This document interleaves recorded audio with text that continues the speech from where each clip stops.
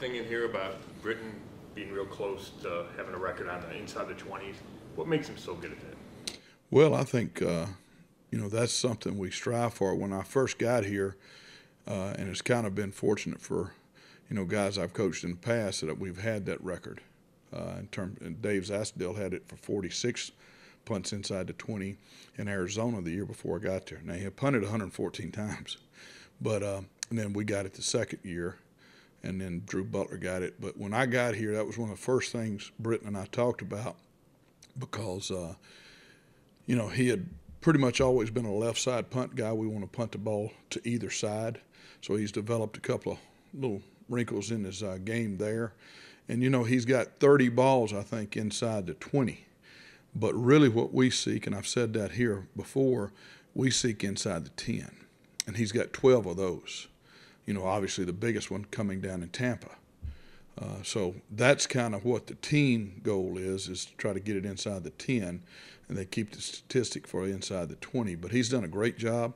He's developed those auxiliary balls that can go left or right to kind of make it hard to be a fielder. Actually, I think if I was am I right in this, that we probably had about 4 or 5 more had we tackled that would have been inside the 20, because I know 3 times we let a guy get to the 11 or something like that because we had a chance to get a big play inside. But I just think it creates the ultimate field position for the punt team. Yes, you want to have great net.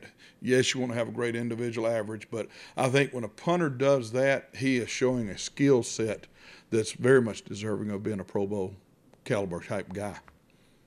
I would imagine that most other teams are also shooting for inside the 10. Do you think that inside the 20 stat is a little overvalued?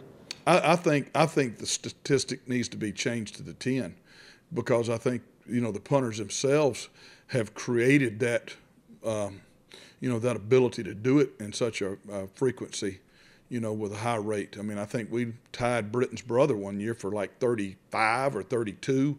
The 2 times we won it, we were in the low 30s. Zaz was just off the charts that year because he had so many reps at it. But the thing is I think it's something that, probably not going to change it, but it's a unique deal, and it's something that, like I said, we strive for the net, and we strive for that more so than we do an individual average or anything like that. And we do that in all phases.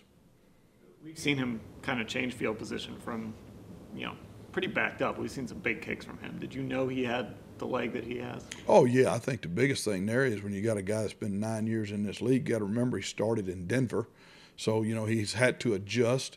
I'm sure this is, 3rd year here, I think. So he's probably getting more adjusted to being, back over on the East Coast in terms of that. But, he works out hard. He keeps his body in shape. And, that's going to add years to his career because, in that respect, he's going to stay flexible and doesn't lose the core strength. And that's the biggest thing is guys that are willing to do that and find a way to keep on developing the core strength part of it. And he's got a good enough leg. I mean, he's had a pretty good, decent average in his career. Sometimes the years in Denver, players get treated differently because it's Denver. But, the biggest thing there is he can still put the ball out there. Now, we got to have some location. We got to have some hang time. And we got to have all those things factor into the team goals as well. And Britton knows that. We dealt with that a little bit the last game. It seemed like the Cincinnati was able to get a couple of returns on you. What were the issues there? Started on the kickoff. We just didn't squeeze and fit the thing properly. And keep the ball inside and in front is an old coaching term that you'll hear us preach a lot. And then, the last punt, the first punt return the guy got, we did not squeeze and fit that, almost like the kickoff, where the net's got to help take care of that.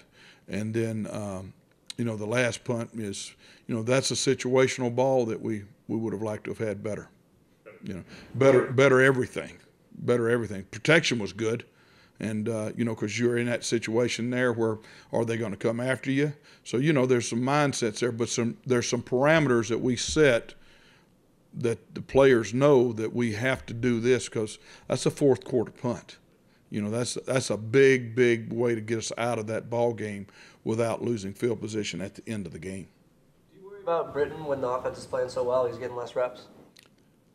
Boy, no. I like it when he don't have to even go out there other than hold. But, you're starting we lead the league in number of attempts. And that's always not something you want to lead. It gives you more opportunities, but that's not really what the punt team's looking for. We started the first opening game with 12. It got to a couple of times it was close to that. I think the last 4 games, we probably punted less total than we had in the long stretch there at the beginning before, well before the Steeler game, the second Steeler game, I should say. What does Houston do well on special teams? Well, Brad's been in it a long time, and he gets his guys to play physical.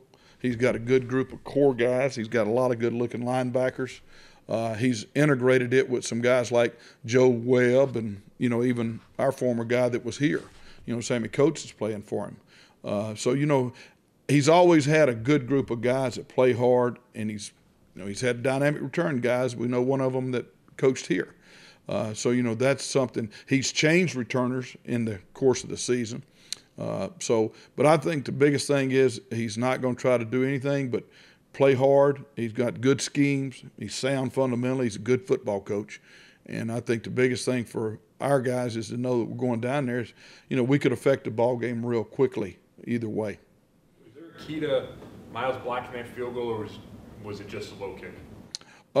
Myles has a record of blocking field goals in college, I believe. So, you'd like to say, boy, we lined him up right, and we did. We brought a little pressure off the backside, and we did. And, ball helps us. But, I always look forward to watching players that have that unique skill set. I don't know how many of you have ever put your hand on a hard leather ball coming off a foot. It ain't easy. Guys get scared of doing that, and Myles and Denzel both have shown the way of being able to do that without, it affecting your hand. But I think that was a big momentum play for us. It was a point swing.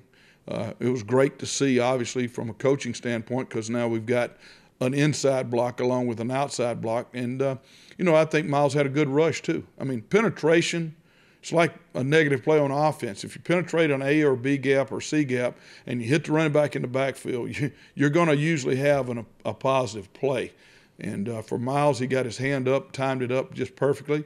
Key for us now in this league is to teach players not to jump, and keep pushing the pocket, keep pushing the pile, or keep pushing the gap.